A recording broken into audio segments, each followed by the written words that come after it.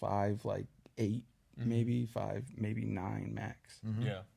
No, I feel that for me, mine happened. My growth spurt was through high school. I was end of 10th grade, I was 5'6". End of junior year, I was 5'11 and a half. Fucking Yeah, just dude. like that.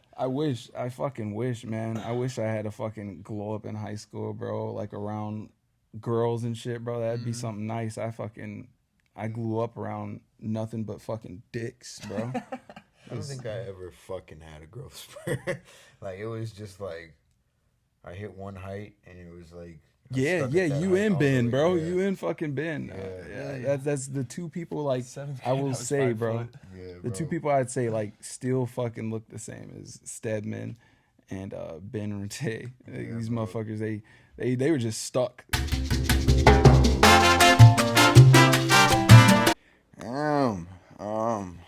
Yeah, well, Welcome. 6 socks, 1 couch. Everybody got socks on today.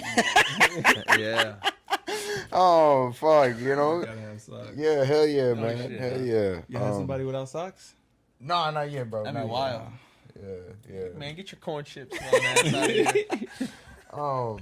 But yeah, man, this is One Thing in Life, episode 33. I'm Stedman. I'm Wade. I'm Savaughn. So yeah, man, we finna get up into it a little bit. Icebreaker that I got for you, man. What's your favorite hobby? Gaming. Best pastime, best hobby, best escape, you know what I mean? Yeah. Sure. Yeah. Solid. Yeah. It's just like a safe space, right? You work all day, or if you got a woman or anything like that. I got a pregnant woman, and your hormones are roller coasters, so it's a good escape to just zone out for like 6-8 hours. Yeah, hell yeah, man. Before you know it, fucking time passes by Yeah, quick. it's Mimi's time. Then you rinse and repeat. Hell yeah. Okay. My icebreaker is, what's your favorite music genre? Ooh, that's big. I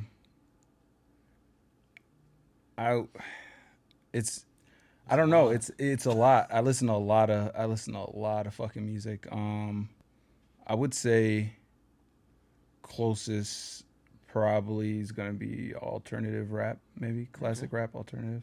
Okay. Solid, man. Solid. All right. Man, for the people who don't know you, you want to tell them a little bit about yourself, maybe how old you are. You already said that you had one hobby, but a couple other hobbies that you do outside of, your day-to-day life, working and shit like that. Yeah, savaughn, 25, a vet. I did about 5 years in service. I don't know, man. I used to have like crazy hobbies, but I don't know. I feel old as you get older, man. It's like the real hobbies is fucking providing, hustling. That's real. Yeah, that's real shit, man. Like the economy now, man, it's fucked. So it's really the hobbies, man. It's all I fucking do. Yeah. I like my guns. I used to like hunting. That used to be like an old hobby, but you don't really got time for that shit nowadays. I'm not rich, I'm not old, and I'm not white, so that shit's out. What a statement. So man. I don't know. Don't got the luxuries of having a lot of hobbies anymore. So I like cars. That's a hobby, I guess. I feel it, man. Yeah, but Expensive one. yeah, expensive one. So not really much to do there in that part. Hell yeah. Shit. All right, time to get into a little bit deeper questions, man. Yeah. Sure. Shit. Maybe. Yeah, you wanna do your thing, man? I'll restate as I always do that this is a judgment-free zone, so don't feel like you have to filter yourself. when you Okay. Talk. Yeah, just let it all out. Just say some bad, crazy shit. Some wild shit. Yeah. Oh man.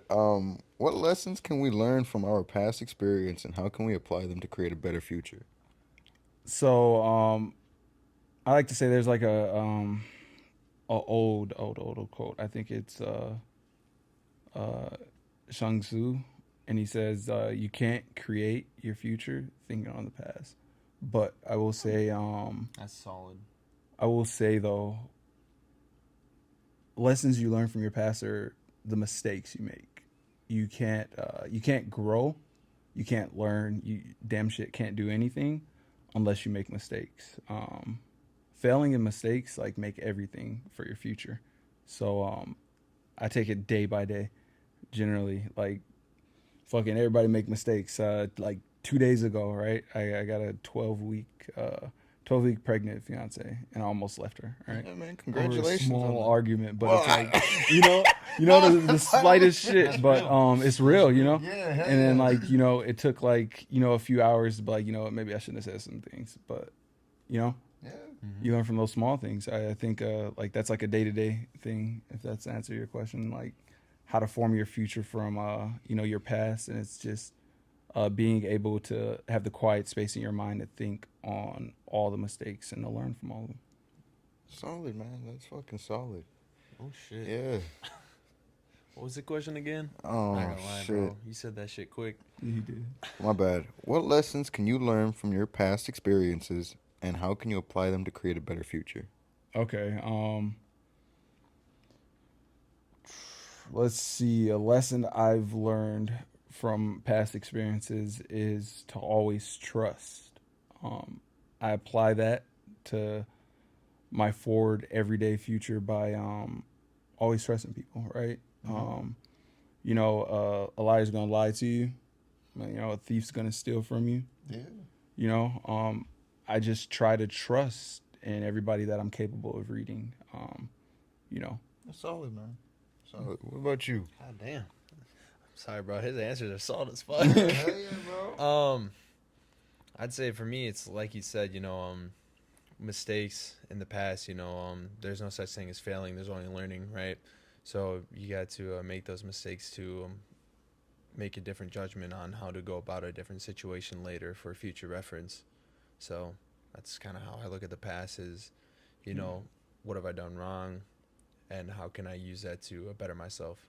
Hell yeah. It's the only way. Yeah. What about you, Stedman? That kind of makes me ponder on the thought of like, is it really a mistake if you didn't know how to go about the certain direction? Yeah, and that's the greatness about making fuck ups, right? Yeah. You don't know anything until you fuck up, Right. Like you can't win and you can't achieve goals until you figured out what the bottom is. Yeah. Shit don't stink till you step in it, huh? Yeah. real shit, man. Hell yeah, Like- man. Like all the greatest people that's ever done anything, they fucked up major before they did Yeah, it. They yeah. fucked up crazy major. Look at fucking Steve Jobs is the best example, right? Man was like, fuck it, I'm gonna drop out of college. I'm gonna start a company. That man hit rock bottom. He hit fucking rock bottom. He found himself just fucking massively hooked on LSD. The man had to move into a garage. I didn't know that. I didn't Yeah. know the story on And then one day one of his friends came to him and was like, yo, what if we made better computers that did other things than just run programs surrounded by 0-1? Mm. And then the ideas hit him and he went up from there. Yeah. So I like to like characterize people and like how versed a person is by the fuck ups they've had in life, right? Like I don't think you can trust a lot in people who haven't had a lot of hardship because one, you don't know how they're going to act under pressure. Right? That's fucking Two, valid. they haven't seen the worst of the worst, so what could they be prepared for to help you benefit? Like to benefit towards No, whatever that's fucking resolution. solid. You I have. never thought about it like that. Yeah, man. Holy yeah. shit. Yeah. That's damn, that's something that's gonna stick with me right there, man. This man's dropping bombs. Hell yeah. Hell yeah. Hey, man. I'm a fucking old man, dude. I've lived a long fucking life for these short 25 years. It's fucking more icebreaker for you guys. Here you go. I lived on my own damn near my entire life from like 14. Stayed with a few friends at a point. I have shit parents, don't really have family, right? So like my friends, or my close friends I should say, are like family. But I had to grow up really fucking fast. Like really fast. Like when I mean like fast, I fucking enlisted at 16 or 15 turning 16. Yeah. So a lot of experiences, man. A lot of fuck ups. When I mean a lot of fuck ups, so many fuck ups, man. Like you'd be like, well, how are you fucking alive? And throughout all of those, it took a while, but I figured out like the greatest like deed to your life is to actually sit and think about all those fuck ups and think about all the lessons that life has tried to show you, and you being stuck up on your own ego or just self-infliction. You don't think about like maybe this wasn't a fuck up, maybe this was a you know a rule break, right? Mm-hmm. Like when you're studying for a test, right? Your rubric tells you like, oh, you're gonna be learning this, you're gonna be learning that, you're gonna be learning this, and your fuck ups in life is like the rubric. It tells you like, this is what you need to be doing. This is what happens when you're not doing this. You're trying to answer A, but you end up somehow fucking on question 13, and you don't know what the fuck you're doing. You got to go back, look at what A said. Shit. Man, it's leaving me speechless over here, bro. On my answer to that question, man, that lessons that help you shape your future. I'd have to say, man, yeah, I'm with the fuck ups, man. Like you walk around and you're living life for the first time, so it's like Yeah. you don't know shit until you fuck shit up, and then it's like, oh fuck, maybe I Now shouldn't you be know, doing yeah. that. Yeah, Yeah, real shit. yeah, on that one, man, because it's like, fuck, you kind of expect everybody to, just have their little hiccups in the road, and it's like, you get that second opportunity and you learn from that, and then if you fuck up on that second opportunity, it's like, oh, Yeah. yeah, I mean, that one's on you. Yeah, for real. Damn. Yeah, I think you up, man. All right. How much control do you believe individuals have over their own destinies? That's that's like a real deep question too. I believe in like us on like a quantum level, right? Um I don't know like how deep you guys are into like a lot of like how we were created or like just humans past and stuff like that, but you know everything's connected, right? On like a bigger spectrum. Um, so I don't think really we can shape our destiny, if that makes sense. I believe like everyone has something that we were put here for. Like you just already written out your script. Yeah. See, the thing is, it's like there's not like a script, right? Okay. Um, it's like we're all put here together to all go through this collective experience as life. What you're experiencing, you are meant to experience. And it's no different or it's indifferent from another person's experience or what they're put here to do. But collectively, we all play a part for one bigger thing. It could be small. It's like the butterfly theory. It could be like the smallest thing, right? Like maybe your destiny was to, crash out and speed down the highway at like 135 and you flip off the highway, smack into a building, right? That could have played a bigger part in something that a lot of people don't know of or that you don't know of. It could like that building could have been owned by some super poor family where a dad wanted to live out his dreams, funded all his money into this restaurant, and he's broke, but they have good insurance, right? They have no business, nothing. There's no out for him. Your car crashing into his building could have been the out that his family needed. I feel like no matter what, like whatever you do, life sort of has this like these gator rails on you, right? I don't think you can run from your destiny. I don't think you can change it. I don't think it's like something that's written out. I just feel like it's like it's deeper, right? It's like atomic level. Like when people say it's the universe experiencing itself. Yeah. That? Yeah, that's how I see it. It's like, for instance, like you can't run away from the things that you're good at, right? Like That's real.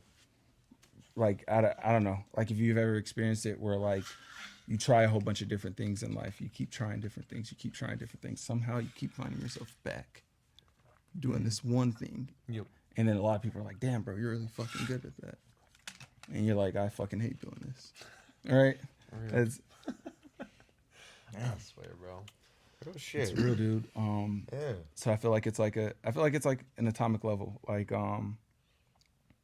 there's a reason why like I say it like back in like the Vikings days. I was just talking to my fiance about this. We were talking about like dog breeding and shit.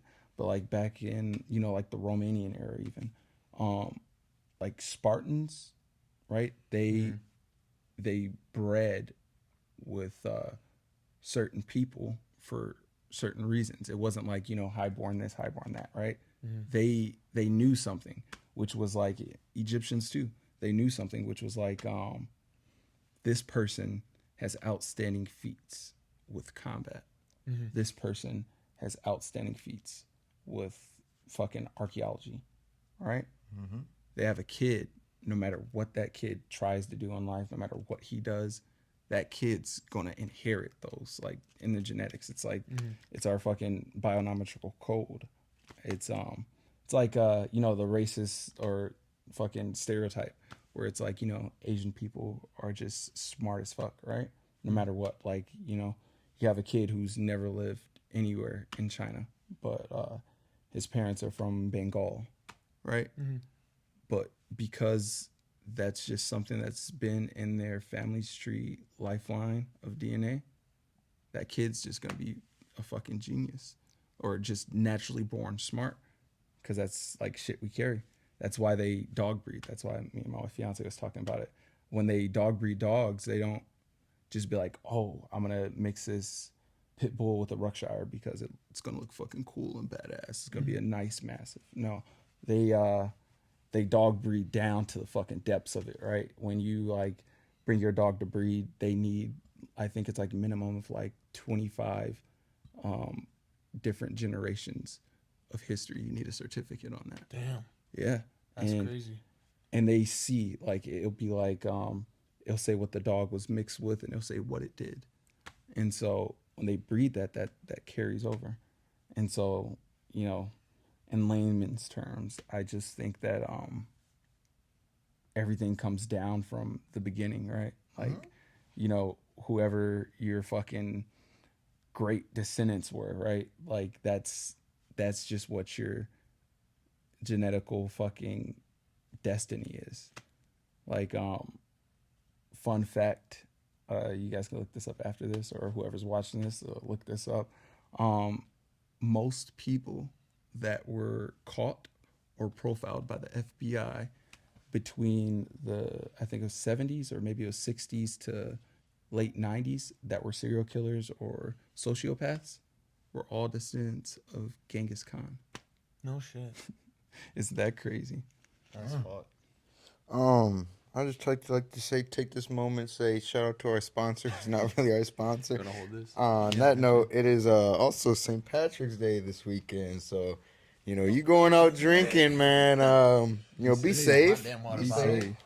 But also drink responsibly. You know, that's another thing. But that phone number is 1-800-662-4357. Yeah, I just drink to forget. Again, that phone number is 1-800-662-4357. Get What's you that some phone help. number for? So basically, drugs, alcohol. You know, you need help. If you need help, Oh, if any you type need of help, it's like a safe haven. Yeah. Oh, shout out them. That's Yeah. that's big. There's a lot of people that just get fucking fucked up. Yeah, man. So if you need that, I've seen it. feel free to get Yeah, you I've some seen help. it. But also, man, before we jump into the next question, you want to tell the backstory of how we met, man? Shit, man. I don't even like. It's funny. I sit and like I'll see memories like in my phone and shit. I'm not really big on like pictures of me. But like I've always like just loved taking pictures. I love cinematography. And so I have like hella pictures of like my friends or like moments, good moments, dude. And I don't know, our fucking memories go back. Yeah. I got some real old fucking memories. But I want to say it was either school or it was like a outside school activity, man. I can't really remember. It's the same with Johnny too, and it's crazy. Yeah. I can't fucking remember. I can remember when I met your brother, for sure. I can remember that because I was like, man, I was I was in high school, and or was it high school? Yeah, that was the high school, and there wasn't a lot of brown folks around then, you know, and so we all stuck together, and you know, everybody wants to be the like playa in school and all that rah rah. And so you try to like flock with the same crowds and shit. And that's how I ran into your brother. I remember that. Yeah. But man,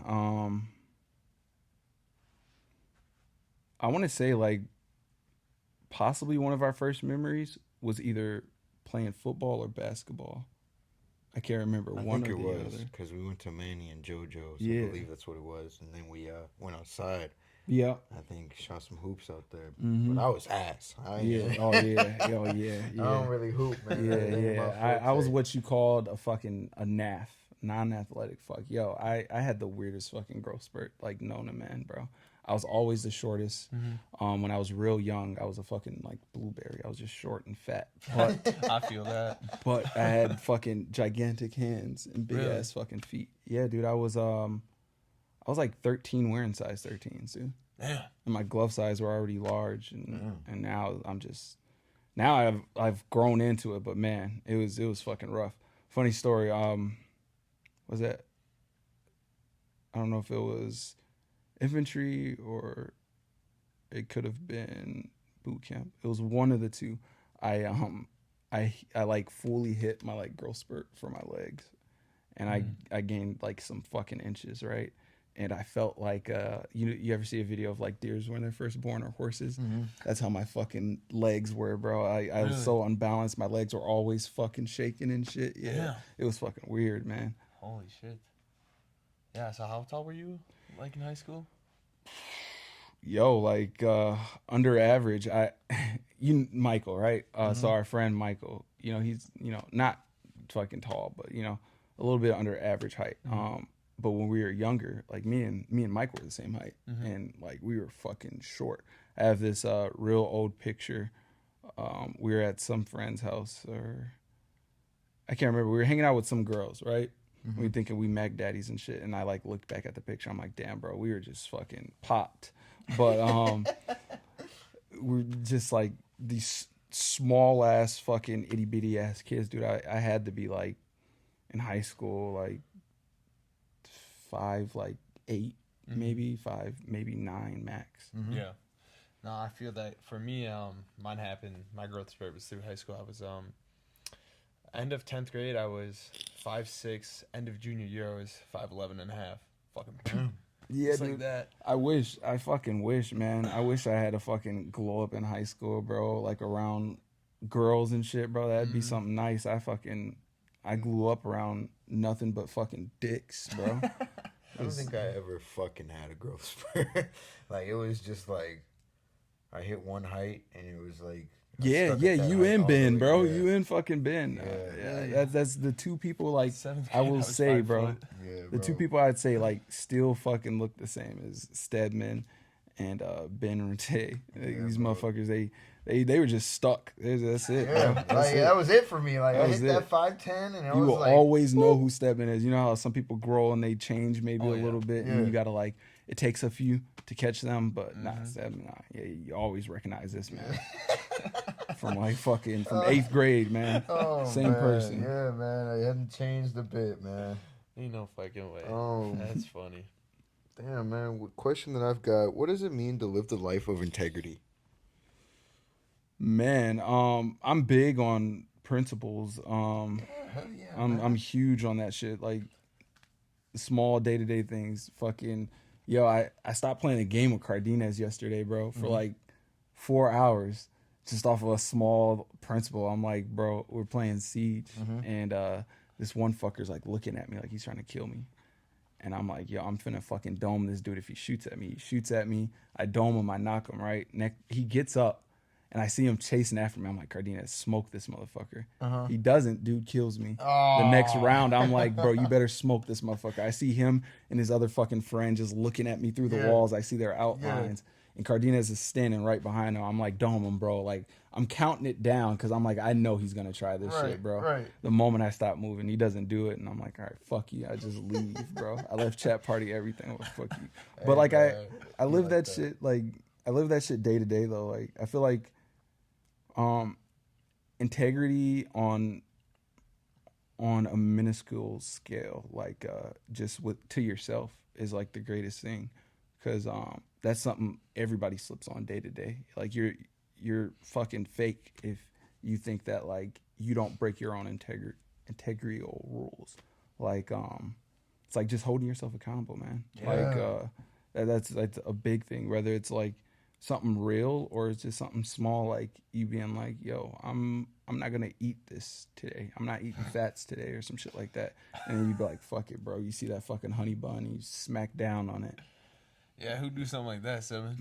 Some guy that I know that sits on the right side over there. Hey, man. But Man, those sweets are too damn good, bro. nah, but that's some real shit though. It's like that's like a battle you don't really finish in your life. Yeah. Same thing with like with fucking pride, integrity, and ego. All are the same fucking thing. Yeah, ego something, bro. Yeah, ego's something. Ego's big. That's a big topic too. Yeah, Ego. man. I've seen ego could put you in a bad spot, man. Ego, like fucking ego will put you in the worst fucking places ever. I fucking heard a quote. I was in SEER school. If you don't know what SEER school is, it's essentially like it's close to like training for like espionage and counter intel and stuff. And so one of my instructors said, what was it? It was something of the lines of like, you try to live your entire life feeling your ego, right? Trying to pursue self-pride, trying to please other people, trying to make other people like you. And at the end of your life, all those people you're going to try to please are going to be at your funeral instead of being with you in life, because that's what you led. You led a life trying to please all these people that they won't see it until you're dead, right? So you live your full life pretty much chasing this invisible fucking gold bar, essentially, right? It's like your ego, you're filling it up every day, thinking that you're doing the right things or thinking that you're doing this and that and this and that. But like that shit's doing nothing for you in life. That's just doing nothing for you to fucking network, to fucking gain relationships and shit like that, right? And so at the end of your life, it's like, all the greatest deeds you did had nothing to do with fucking ego. It's just a whole bunch of cool stories for someone to talk about when you're dead. And that shit stuck with me. Because it's like... That's real. Yeah, fuck yeah, it is. Because it's like you might try to do some shit heroic or what you think is heroic, right? It's just your fucking ego. It's like, oh, I see an opening for me to look fucking cool, badass. And hurt yourself. Yeah, hurt yourself, man. And get yourself fucked up or just do some shit like that was just dumb. What about you, man? What is it? What is the question? My bad, bro. I'm a talker. No, you good, bro. You're good. I'm gonna swing on over to Wade so he can answer it real quick. What does it mean to live the life of integrity? I mean, he basically killed it for the most part. Yeah, he knocked it out the park. Yeah, no shit. Fuck. What does it mean for me? Yeah. Yeah, basically chasing my ego. Shit. Yeah, hey man, thought about it like that. It's like that though. That's a lifetime battle, bro. Like there won't be a single person you'll meet that doesn't do the things they do for what they feel like is personal gain. It's all just self-infliction, man. You ever Everybody heard does that shit. Gotta kill the cat before the cat kills you? I feel like I have. That's like that's what I like to think about, like the ego. You gotta kind of kill your ego before your ego gets you killed. Yeah. Or like Yeah, hurt, real shit. And it's crazy, bro, because it's like for instance, right? Your subconscious, right? Mm-hmm. Is that your voice, or is it another voice? Is it yourself talking when you think? Like thoughts? Yeah, like thoughts. Um, I'll give you the answer. Say hi in your head like 5 times. okay. You heard the voice, right? Yeah. So how's that you talking? It's the same with your ego. It's always going to be that fucking voice there. Like, oh, hey, let's do this shit. Not to sidetrack real quick, but Dude, I fucking love sidetrack. I got ADHD. no, this fucked me up so bad because I didn't even know this was a thing. Some people cannot visualize Mm-hmm. in their head. Some of my friends in my friend group can't. Yeah. I'm like, so if I tell you to think about an apple, you can't see an apple. They're like, yeah, no. No, yeah, they I studied psychology for like 3 years, right? And Okay. Essentially like people that can't visualize things, or it's not that they can't visualize, but they lack the art, right? So they're more on the left side of their brain than on the right side. Yep. And so with that being, they're more of a surreal person, right? They see the bird's eye view of life. So it's like they see the straight shot. They see the realistic thought. So like if you're like, yo, I got this idea. Imagine this, right? They're gonna be that person that's like, why the fuck are we imagining things? Show me some shit. Yep. Show me how you're gonna get this podcast started. Show me what you have. Show me your ideas. Instead of being like, oh, I could see it, man. Right? The artsy person, that's gonna be your great influential person. They're gonna be the ecstatic one when you come to them with an idea, right? Like Stedman. Stedman's really strong on his right cerebral because he's the fucker that's like, I can see it, man. Right? You like, oh dude, I just copped this M5, man. I'm thinking of getting this spoiler. I'm thinking of doing this. I'm thinking of gutting this. And he's like, hell yeah, I see that shit, man. You know what? Let's fucking, let's get a diffuser on that bitch too. Like, he's gonna see it. That man slammed it down to a T, bro. Yeah. And then, Oh, that's good. That's fucking good. and then we got other people. It's like I'm trying to think of like my- someone like sorry. I was gonna Go ahead. I was gonna say my buddy literally he told me when he dreams it's like only monologue, so he only hears like conversation. See now that's a reach. Just because it's not how the brain works. So maybe your friend might just have like lower brain activity. That's not like a diss or anything. That's an actual thing. A lot of people. I'm just laughing because that's funny. Yeah. My bad. No, yeah, no offense to him or whoever he is, but that's a thing. A lot of on a greater scale, a lot of people from our generation, and as it keeps going down, brain activity is diluted. That's why we went from in the 60s to 2000s, 1 in every 10,000 people would have autism, right? And now we're looking at, in our generation, or I think it's 10 out of every 100 people you meet is going to have some type of disorder.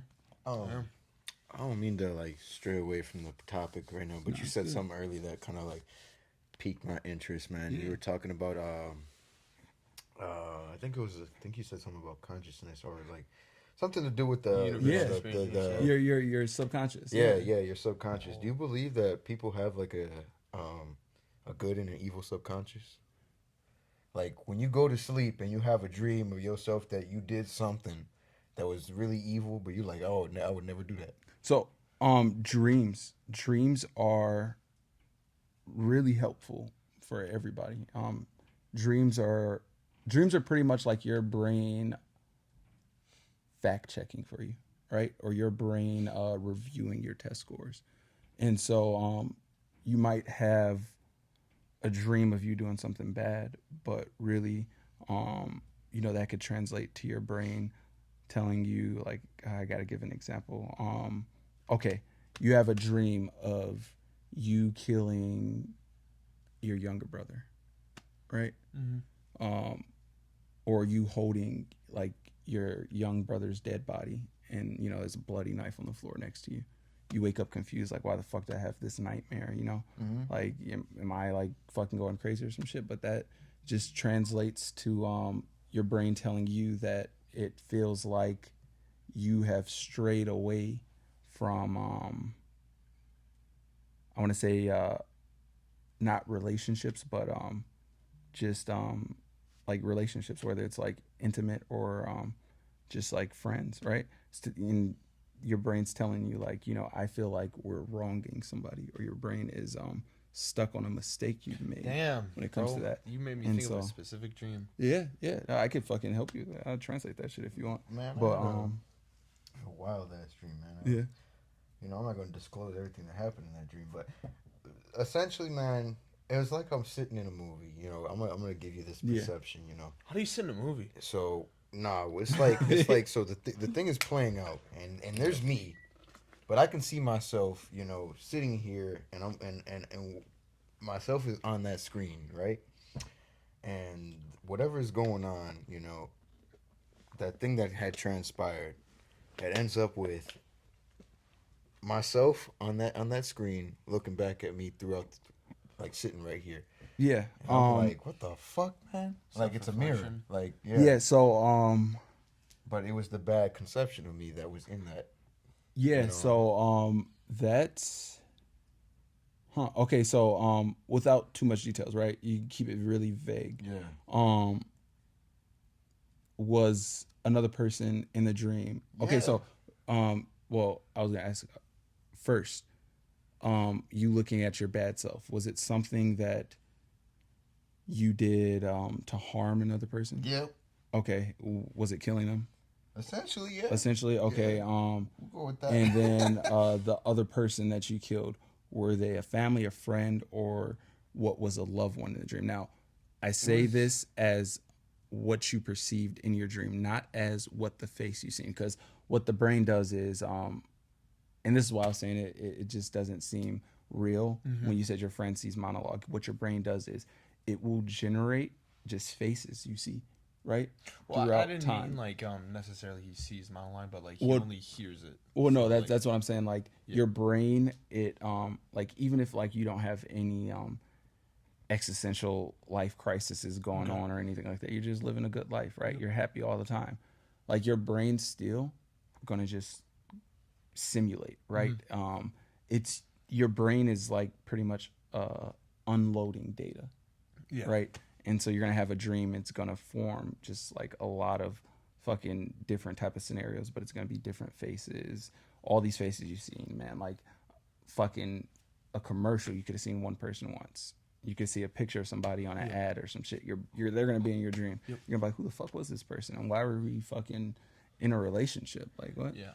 So so I say that. So with that question, it's like what was your perception of the person that you Man, it was harmed? one time it's a family member, next time it's somebody that's just out and about, just like what the fuck. Yeah, It's like every time that it ends up at the end of it, it's me staring back at me. And it's yeah, like, yeah. And so in this specific dream, what did you feel the connection you had with this person was? Family? I mean, Or was it like this person was just a random bystander? sometimes it's just random. Sometimes it's somebody that's related. And it's just like I'm like, damn, I wouldn't do that. And then it's like there's a perception of like that in the abyss, and I'm like, where the fuck does that? Yeah, so the mirroring, Yeah. right? A lot of dreams will do like or the data that's like received on it. It's like it'll be a mirror, or it would be like you from like a third person view, right? You're seeing Yeah. yourself doing these things, Yeah. or it would just be just like a flat out like movie, and that's your brain saying like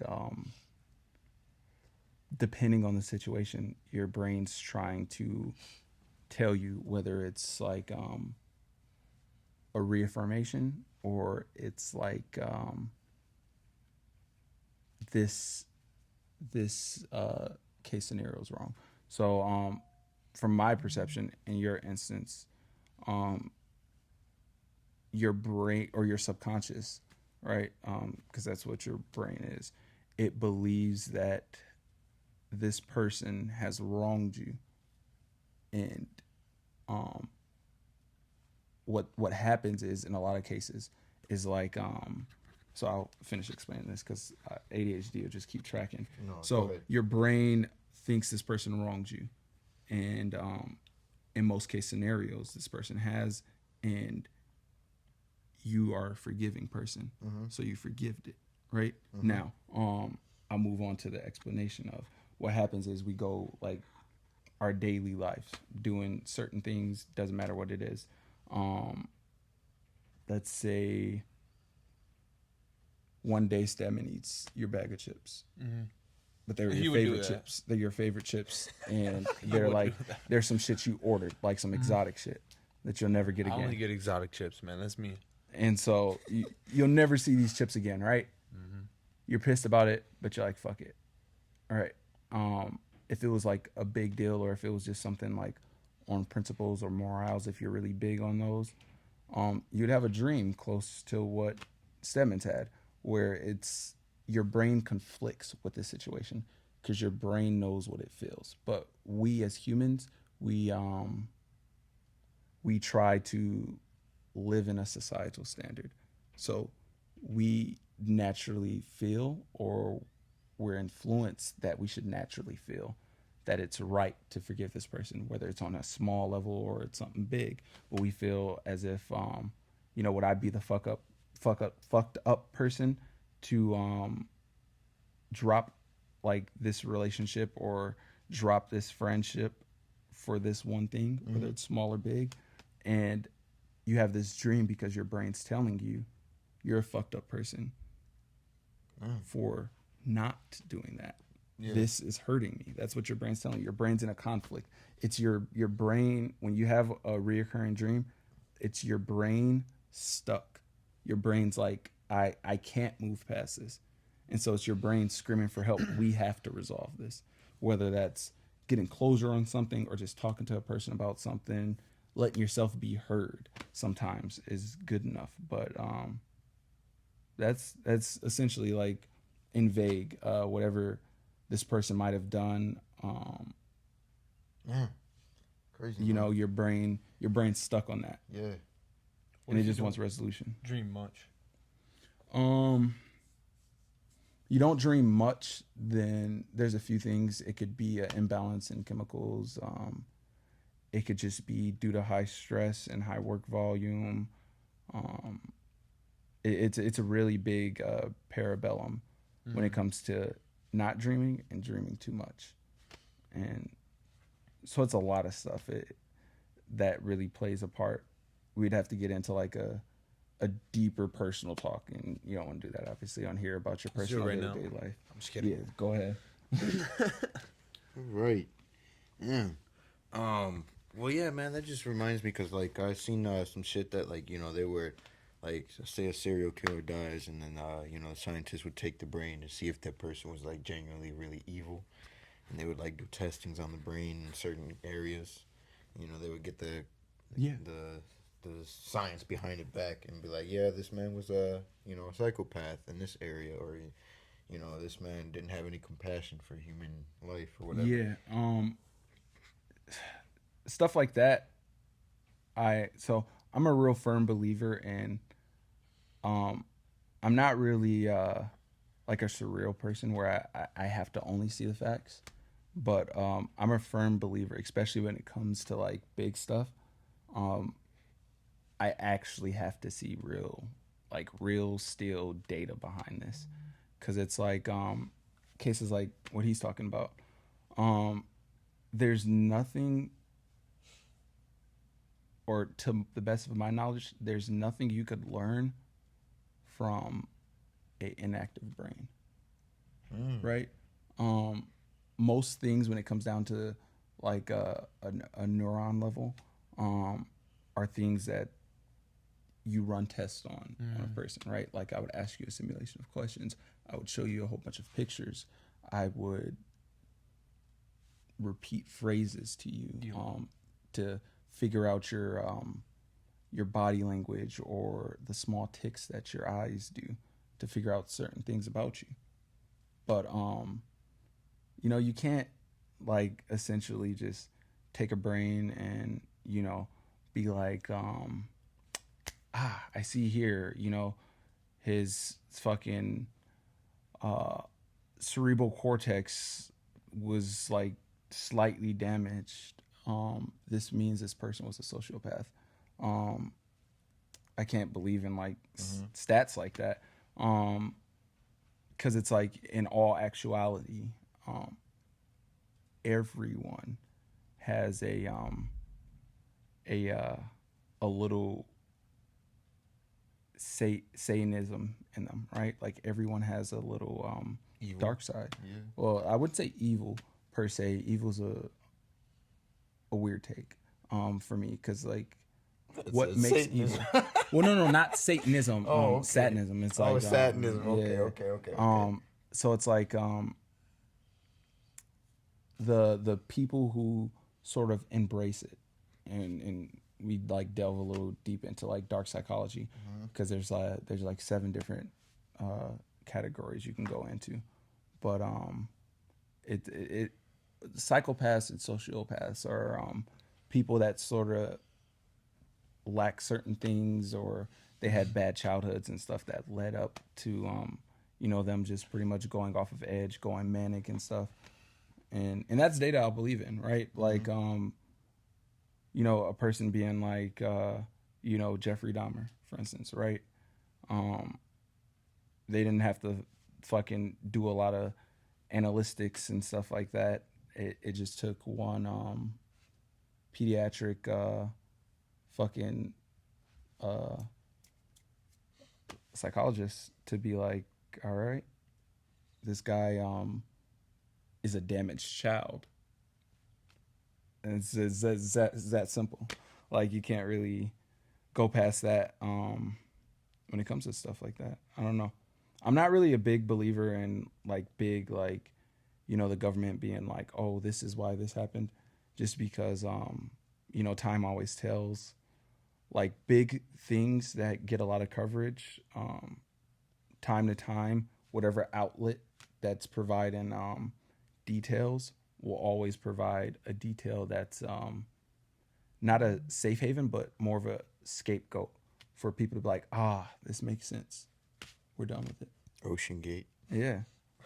Yeah. Real shit. Yeah. That's that. Like, Wanna ask your next question? I guess. What are you most proud of accomplishing in your life so far? man,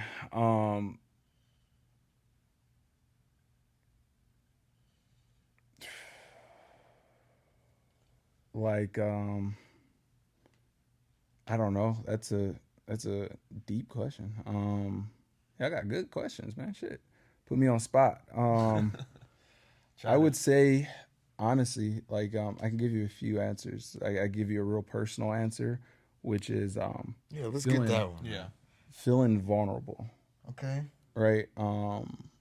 That's like something I thought I'd never see myself doing or feeling.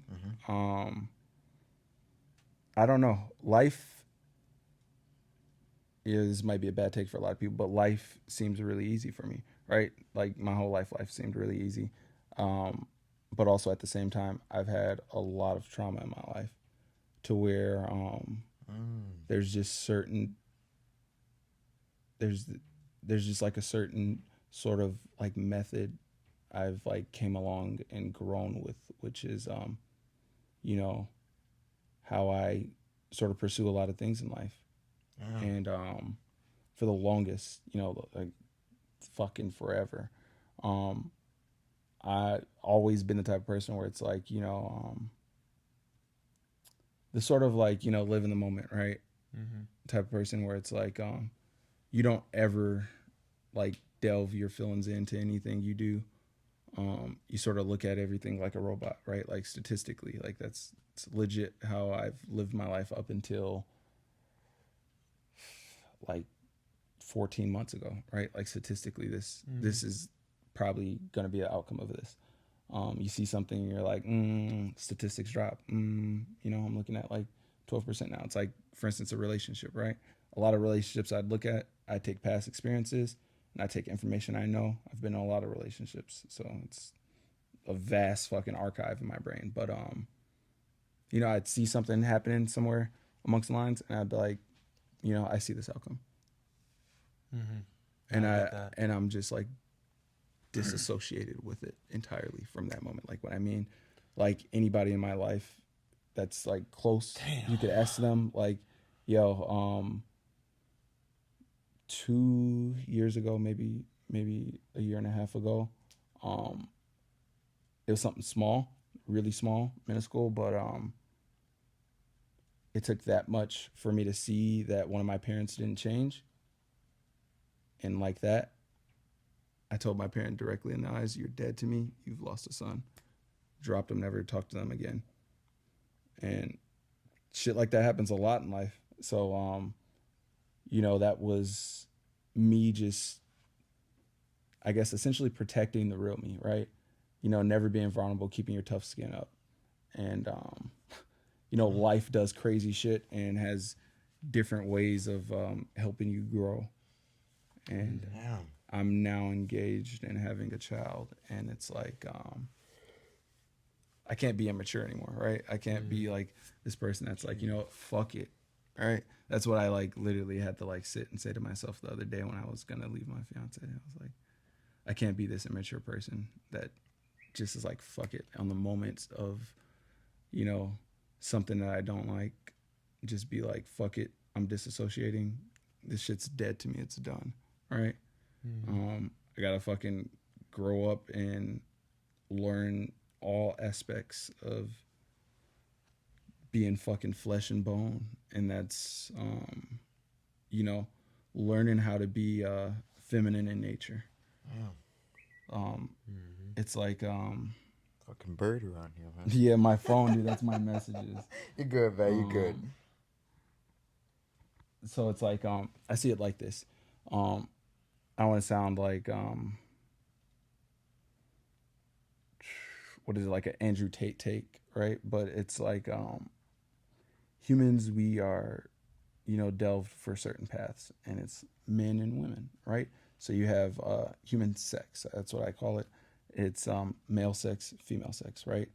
The differentiality of both of those is a man wears certain things, a man does certain things, right? That is man sex. A female wears certain things, a female does certain things. That's female sex. Now, Masculinity, femininity. I well, got no, a good now question for my that last that one. comes into I call it like spirituality in a way, right? Okay. It's just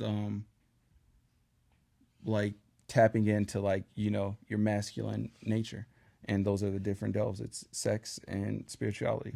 So you can be a man, right? And you can be a masculine man and all of that sorts, right? I believe it's okay, and I believe you're a real man if you can tap into a feminine nature, which for instance, right, feminine nature is caring and nurturing, right? So to be a man, you have to know how to tap into that because you have to raise a child. And spin facts. Yeah, and for a woman to be a woman, you have to sometimes tap into your masculine nature, which is going to be examples providing, protecting, right? Those are things that are supposed to happen, and it brings you to the topic of like that's why I said I don't want this to be like an Andrew Tate take, but it's we've delved so far from that path where it's like so much poison, dude. It's like for instance, I have a nephew, very adolescent, like doesn't know anything at all unless you teach them, right? And my older brother doesn't doesn't want to be a father to this kid anymore. They're separate parents, right? He has a few kids with this woman, but the thing is, they got all this stuff at school. They got all this stuff on TV. One day, his Otis says to his mom, I am trans today. And his mom trying to support him, and her friend, whoever the woman is, she's like, all right, let's paint your nails and get you a wig. Doesn't see the wrong in that right there. Yep. Right. And now my brother Eric's in a hard spot, because it's like, when it comes down to certain things with a child, it's like you push them hard away from something, they're going to just do it out of spite. That's how kids work. And so, he's at the point where he's just like, fuck everything. All right. And I feel like this shit's been happening for the longest. Like, the whole black man in a dress thing. Right. That's how I see it. Right. I'm really strong on cultural power. I wouldn't say race, but cultural power. And a huge thing that's been happening for the longest is like, as the brown culture, I don't say like certain race, but just brown culture it's attacked so much to where now the last thing left to do is to attack the children. It doesn't matter the cultural group.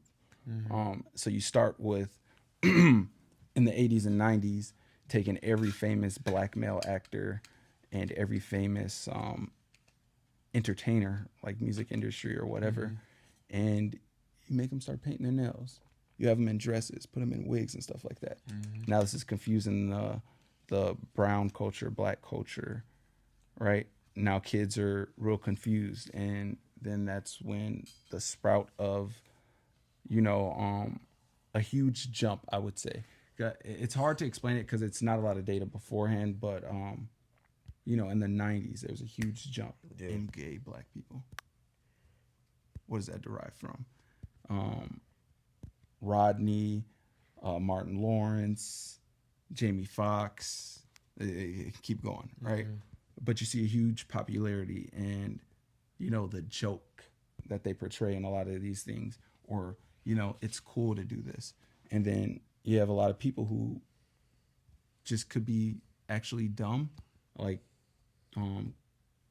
clinically dumb, or just like not fully developed, and they're lost, or people that's in a midlife crisis that's lost, and they're like, this sounds new, I'm gonna try it. And so that worked well. And I look at things like I look at history, and if you look at how everything leads up, history repeats itself. They don't need to attack the brown culture anymore, so now they attack everyone, like the kids. That's what's gonna lead the world one day, is our kids, right? Yeah. And you look at like the things that's shown and portrayed on TV, the things that's always talked about. They're teaching different things in school now, and I think it's all just to confuse and corrupt like the adolescent mind. I don't think, for instance, like, how'd you learn about how you like what you liked? You talking about music? Or you talking No, about I'm talking This is about your like, life. like women. Oh, Women, right? oh man. Like, you don't have to tell like a full story, but like like in general, you learned by experience, right? Yeah.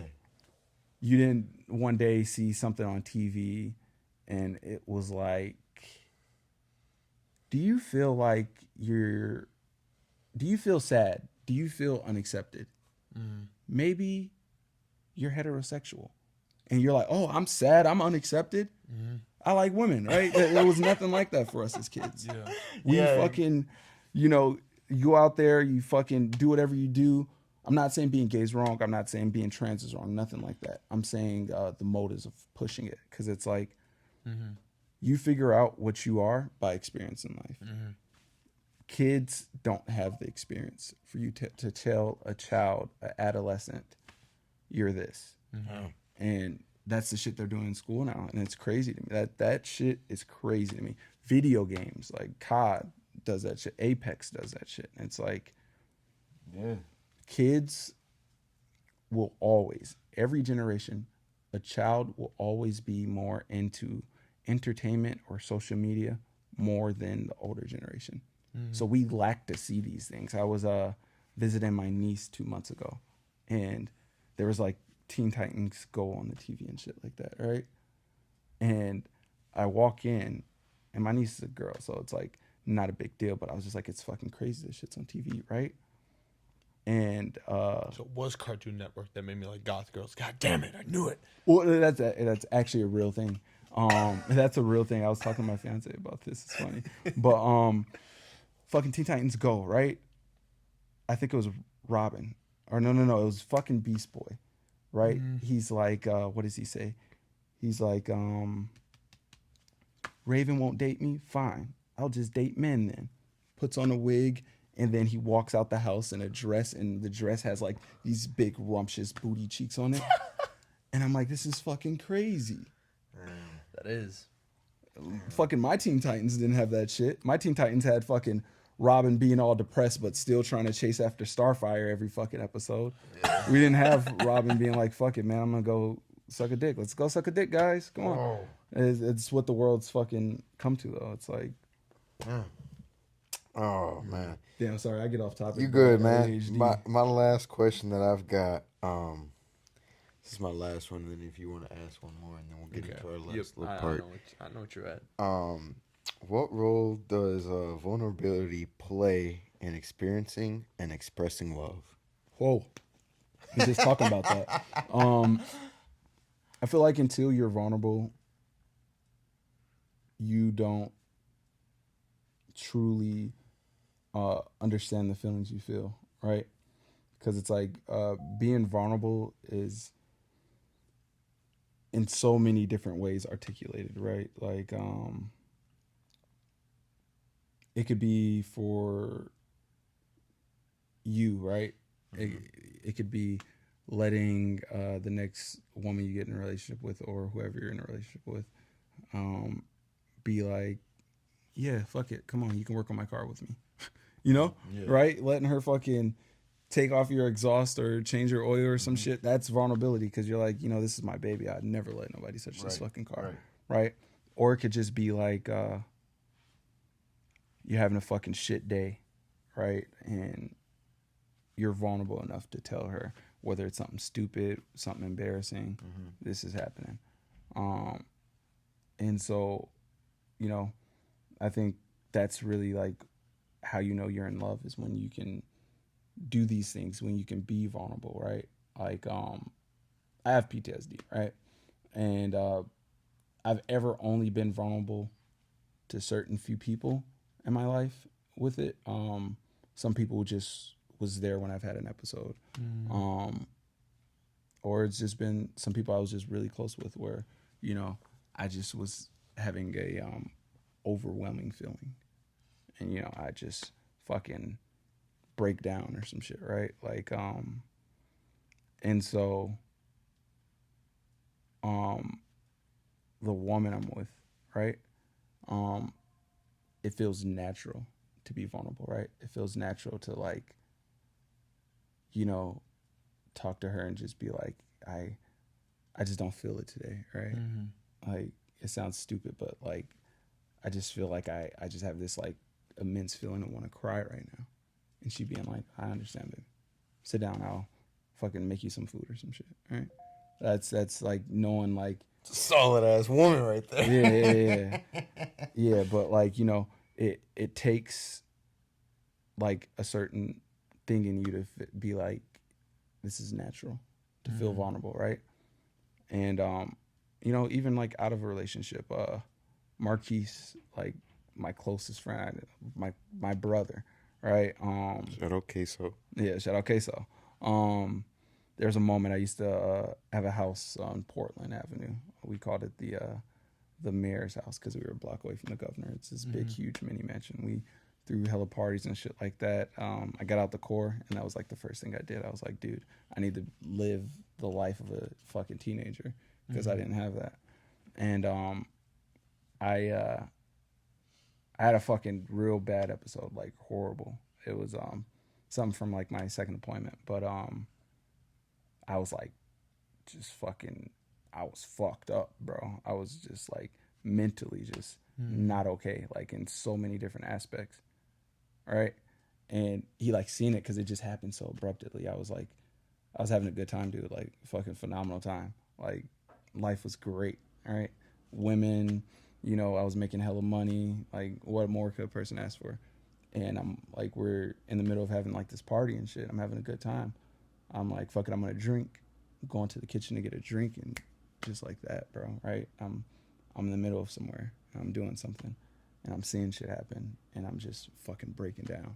And this man like just fucking picks me up like a bear grabbing a fucking tree, and then just like takes me up to my room, sits me down, and just stands at my doorway, and then waits for me to like snap back into it. And you're like, yo, you good, man? You want to talk about this shit? Da da da.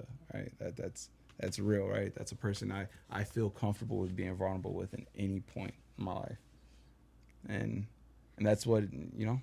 I don't even fucking remember the question, but I feel like, you know, vulnerability plays like a big part in all relationships where, you know, it takes for you to see something or for you to feel it to know, like, I trust this person with my life, because that's what vulnerability is. Right? Yeah. Yeah. What about you, man? My bad, dude. You're good. You're good, man. You're good. It's all good. You want me to repeat the question? Yes, please. What role does vulnerability play in experiencing and expressing love? I feel like I hit that point somewhere amongst. Yeah, you did. Yeah, you did. No, My you yapping. I'm a definitely yap nailed that master. point. But yeah, I'd say in terms of experiencing it, or in terms of expressing it, I guess is I feel like vulnerability is a doorway of human connection, in a sense that it allows you to open up and give that blind faith to each other, you know, whether it be friendships, relationships, or whatnot. I like that. Blind faith. I fucking like that. Yeah. Hell yeah. I like that a lot, man. Shit, for me, man, I'm gonna say, like, you know, because I wasn't always vulnerable. Yeah, I was gonna say you haven't never really been. I've seen you develop, man. This man's a hedgehog. Yeah, I've never seen this man be vulnerable, to be real, bro. Yeah. Like, out of like any, and me and this man's fought at certain different points in times, man, and a whole bunch of different shit. But I've never seen this man actually be like one of those people to like show his hand in the poker match, you know, like the smile and be like, I got fucking a full house right here. Never seen this man to do that shit. Yeah, man, I tend to, you know, not really show it too much, but you know, when I do, that's when like people really know, like, okay, he's we here for you. Yeah, real shit. You know, cause where I grew up, man, it was like, you know, we got the love, but at the same time, you know, moms wouldn't show when she was vulnerable, because if she's going through it, you know, if the rock is you know, showing that it's got cracks and crevices, you know, what's going to happen down here, you know, downhill. Yeah, real shit. So you got to stay strong uphill in order for you to, you know, raise those, you know, little ones that you got. Yeah. So, you know, I kind of got that from that. But, you know, when I did show my vulnerability, it was, you know, big time in my life when I had lost my pops, you know, and it was just like, you know, I didn't know how to really bottle it up and deal with it, because, you know, that's when my cracks and, you know, nicks and shit was happening. It's like, man, you know, I can't bottle this up. You know, I can't seem to dwell with it. You know, and not too many people saw it, but the people that did see it, you know, knew that I was, you know, going through it bad. And shout out them. Yeah. So yeah, that was that. You know, and shout out to the, you know, certain somebody that was there for that moment and helped me through that. You know. That's like a. I like that you like shared that experience, because I see that as like a different type of vulnerability, right? Yeah. It's like involuntary vulnerability that shows like the humanity in certain people, right? Because it's like it's not a person, like shit can happen at any point in time, right? It's not a person that you would, you know, it probably wouldn't be your first person of choice to be like, I gotta just talk to somebody about this shit, right? Like your story very similar. I didn't lose anybody, but so I was going to my granny's birthday, and you know, my granny, she's close to, you know, real close to the door around this time. She's gone now, but you know, and I have an uncle. Man. I have an uncle who has had ALS for the longest, right? And he's been fighting this shit for a very long time, right? He's still fucking fighting. This man was a giant now, he's a wheelchair giant. This man's still fucking strong, right? Yeah. But so, we threw this huge party, and I'm there like recording everything, taking pictures and stuff like that. So the family has like all these photos and videos for memories. We did it 60s themes because they're all fucking old, and that's like the time where any of our parents love the most for some reason. And it was nothing but a great experience. But I seen it, and I seen how like I'm not gonna have this experience again anymore with these two people. You know what I mean? Yeah. And I was with who did I go? I went with Ingrid, right? And we were like leaving out because I was gonna go drop her back off to her car and shit. And I just fucking broke down in the car, not planning on it, no nothing like that, right? Yeah.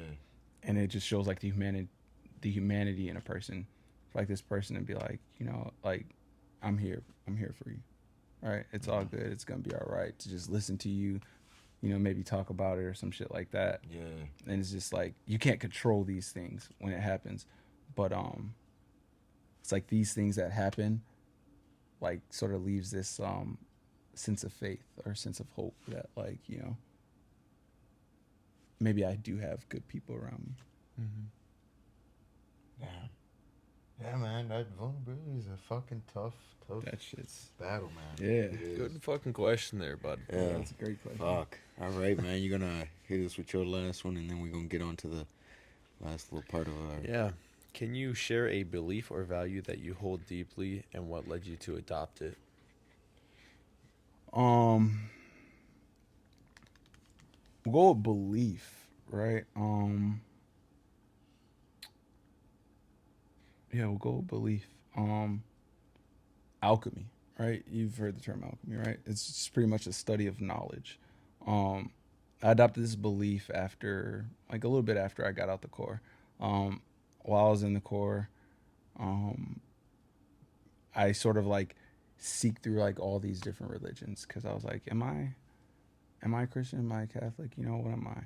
And I would study all these different religions. I'd go 6 months at a time, learning something and going through an experience with someone I know that was a part of this religion and just getting the full spectrum. And then after I went through the last one, when I was out of the Corps, I was working security. There was this Japanese guy that worked under me, and he taught me about their religion. He showed me some things. I got to experience some things, and I thought like there's this huge just like gap in knowledge between all of this, right? There's a lot of different religions that are really close to the same stories of how they came about. And I was like, what if there's like this common misconception that all these different people have because, in the area that you're from, mostly religion controls a lot of civilization in it. And so I was like, fuck it, dude. I'm gonna study like just everything. And that's like alchemy, right? Like if you like hear the term of like as above, so below, right? You can't create anything out of nothing. That's all it is, and everything comes back from very, very old times. Fucking the old emerald plates, bro. And you seek for certain knowledge, and you'll find like the certain real knowledge, and it's eye opening. I don't know. You see a lot of things differently. You have a lot of different takes, and it's really good, at least for me, because now I'm the type of person where like I question a lot of everything, but not in a bad way, right? Like why did this happen, or what would have caused this to happen, or how did this actually happen? Whether it's just being like, this happened, that's cool. And so yeah, fucking alchemy, the fucking history of knowledge and mankind and everything over religion. I do believe I do believe in God and everything. I just don't believe in the man-made religions we have, right? Like church, right? All the funky shit in between, because like I don't know, you look at it and or at least to me, it's there's hella signs that always like sort of point back to it to like Not let enough you consistency. yeah, not enough consistency. Um, a wise person once told me the things you see in movies aren't just some random idea a person had. It's something some person seen or witnessed, Seen and that shit before. yeah, it's something someone's seen or witnessed, and uh, we're in a lack of knowledge. So to everybody else, it sounds like a funny Yeah, or it's crazy crazy. story, Yeah. right? What Like, did you wow, say this the is other day? crazy. What did Kanye say? Where you were saying something about Kanye Oh, you know, I was quoting Kanye where he always goes, the truth sounds crazy in a world full of lies. Real shit. And yeah, so it's like um that quote, like, everything you've seen in the movie pretty much most likely has happened. It's not just some crazy wonky idea. yeah, And so you know, alchemy teaches me to just like divide that shit in a way, it's like for instance, the Book of Eli, right, with Denzel Washington. You ever seen that? Nope. Book of good Eli movie. is a great movie, right? It's like the perfect mix between religion and action and shit. It's like post apocalyptic, and Denzel Washington is Eli, right? He's not a prophet, but he essentially has like the last Bible known to man, but it's in brittle. He's blind, and he's just this badass shotgun wielding dude who like will kill anybody to protect this book while he brings it to like the Vatican, and then they make more copies and shit like that. But throughout the whole book, right, he meets all these different groups of people in this post-apocalyptic world. Pay attention to what I'm saying. He meets all these different groups. Some are white, some are brown, some are yellow. Some everybody speak different languages, all types of shit. But they're all from these different parts of the world and post-apocalyptic, and they all want to steal the book, or so he stays with all these different group of people because he's traveling, right? Yep. When he has it, right? There's always that one person that's like, oh, dude, this is so awesome. I myself am a person of God, blah, blah, blah. But then he hears them talk to like the people. They're like the mayor of their town or whatever you want to call it. And they all are using religion in a way to control the group of people that are in their town. Right? Cults. Yeah, cults. And, if you look at that and, take whatever message you want to take it out of it. But, I take it out to think like, more surreal. Like when you really look at it, all the different continents, all the different sections of the world, every group has their home of religion. Every group is led by their religion. Like the U.S., we might not say we're led by our religion, but one nation under God, right? And God says you can't do this. God says you can't do that. God says adultery is a sin, right? God says all these things. If you look at all the things God says, it's in our legislative bills. So what more should that say? I just think that like there's a lot of things. I believe there is a silver lining to a lot of religions, right? That's the truth. But you can't really see that truth when you read through a book that has over 100,000 pages of lies, and there's only 2 pages that are true. And so I believe that just a lot of things are diluted, and so I believe in God. I believe in a higher power. I believe like we are all here experiencing God, if that makes sense. Collectively we are God, right? We're experiencing it. That's what life is. And I feel like everything else outside of that somewhat is just a little crazy. You look at the history of how holidays are, and that proves it itself, right? Christmas, do you know where that derives from? It's birth of Jesus Christ, right? No, Jesus actually wasn't born on Christmas, nor was he born in the winter solstice. Oh, But that was awesome that you said that, because I wouldn't have brought that up. But yeah, that's another thing that like sort of just tacks that at Christianity. But think about it. think about that, right? You have all these men outside in the Midwest, or not Midwest, my bad, in South America, right? At nighttime, it's already freezing. Yep. One, in winter solstice, you would die Yep. outside, right? And so you have these men and this woman in a barn outside. Yep. Birthing a child in the winter solstice. That child would die like minutes. Yep. But the birth of fucking Christmas comes from what friars would do back in the day, right? And talking like before medieval times, right? You know, you had friars that were like your like medic / fucking monk guy. Okay. And in the winter, what they would do is they would take these mushrooms and they would deliver these mushrooms. And the warm suits they used to have back in the day were like how Santa suits sort of is. If you like look these things up, it's like this big, pointy, puffy one-piece suit, right? And red. And they would drop these off to you in a little sock, right? And what you would have to do is hang them up on the tree in the house, so next to a fire, so that the mushrooms defrosted. And that's what they would do to pass out to all the townspeople. That's essentially like missing some facts. That's how Christmas was born. Halloween, a retail holiday that was turned for the good, taken from, I want to say, when the Irish or Scottish first came to the U.S., you know, when they had like the big immigration pool, it was a lot of, they celebrated somewhat of a time of foul play, trickery, right? And the U.S. took this bad time to create a good moment. And that's what they used to do.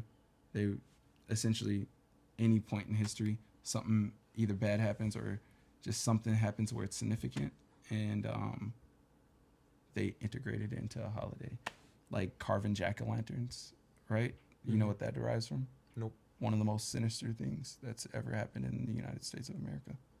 They used to lynch black men and gouge their eyes out through a pumpkin. That's the history of jack-o'-lantern carving. Holy shit. And so it's just like a lot of things like that, which, you know, it sort of further assures me that, you know, like what I believe in is, you know, what I believe in. Okay, you mind if I intersect real quick? Go ahead, dude. I talk a fucking lot. So, I'll keep talking until Seven, you guys say something. What about you and your belief? Can you repeat the question for me? Yeah, I got you. My bad. My bad. Yo, y'all gotta like Can you cut me off or some shit if I just, because I will fucking ramble on, bro. It's all good. It's all good, man. I'm gonna have a dream about a mirror and Yeah. no, I'm just kidding. Can you share a belief or value that you hold deeply and what led you to adopt it? What value do I hold deeply or belief? I say belief, man, that I kind of adapted was, you know, because I saw something. It said, why does it always rain the hardest on people who barely have anything as is? Yeah. But you know, the thing that made me, you know, more realize that is, God only gives his toughest battles to his toughest soldiers. Yeah, hell yeah. So that's kind of something that like kind of resonated with me, and then when like going out throughout a tough time, it's like, damn, you know, came from, you know, shit, you know, dirt nothing. Yeah, hell yeah. And I'm like, why is it, you know, got to be so tough in a certain situation? That's just something that kind of like resonated with me. It's like, hey man, God wouldn't put you in this opportunity, you know, if he knew it wasn't meant for you, you know. I like that. Yeah. In the Art of War, Sun Tzu says, hard times create warriors. Warriors create men who are able to adapt to the hard times. Those warriors make easy times. Easy times make gardeners. nothing but gardeners, you end back up in hard times. Yeah, And so I that's just where see it's people- like, that's why I like that saying, you know, God only gives us toughest battle to his toughest soldiers, because it's like when all you know is tough, like, you know, Mhm. God knows, like, you can endure it all, Right. right? You can endure it, like, you know, keep your head up, you can endure it, you can make it through, because at some point in time, you know, all you're gonna have to do is fucking garden, you know what I'm saying? Hell yeah. Yes, sir. And then when all you do is garden, you know, you're not gonna be able to handle those fucking tough times. Right, man. Right. If you want to ask your last little segment, and I'm gonna get on to mine. Yeah. All right. What's something you've been needing to get off your chest? I don't know. Damn. I don't really ask questions like that to myself. Like I've fucking self-analyzed a lot of shit about me, or just like my situational fucking moments. But I would say there's not really a lot I have to get off my chest, honestly. I feel like one thing probably is just not being as connected with people. I feel like that's something. Maybe like I feel like it's sort of root of nature to me to be selfish, if that makes sense. I feel like that's what I need to get off my chest. Me being selfish. I'm not good with being connected with people. That's just me. That's just what it is. That's something I feel like probably won't change a lot in the future. Just like you get into your ways. You know, we're creatures of habit. I sort of see it in like retrospect. It's like in a lot of things I always ask myself like, what's the outcome I produce by going to do this? Mm-hmm. You know, like does this benefit anybody if I do it or if I don't? And my end goal answer always is the same. Gramps knows this. Yeah. Fuck no. There's no benefit. There's no benefit. There's no loss to it, right? That's what I see it as. I'm like, there's no loss, Next time we'll hang out or some shit, but there's no loss to it, nor is there no benefit. So You got your last question, Stedman? My last question to you, man. Well, it's not really a question. What's one thing you want to leave to the people, man? Whether it could be your little niece, nephew, your brother, somebody that needs to hear this. What's one little piece that you would like to say to them, before we get up out of here? stay true to yourself and keep trying. Your goals, your visions are only illusions or delusions until you achieve them, right? You keep grinding, you keep trying, you keep being you, never lose sight of you, and you always prosper no matter what. That's the silver lining of life. Yeah. So stay true to yourself and keep up on your goals. There you have it, man. With the mic drop on now. Oh shit, huh? Thank you guys for having me here, Yes, bro. of Thank course, you for coming man. out. This has been One Thing in Life, episode 33. It was a good one, man. Thank you again for coming out, bro. Yeah, man, Couldn't thank you always, enough, bro. man. Real Always. shit. Appreciate it, man. Yeah, no problem.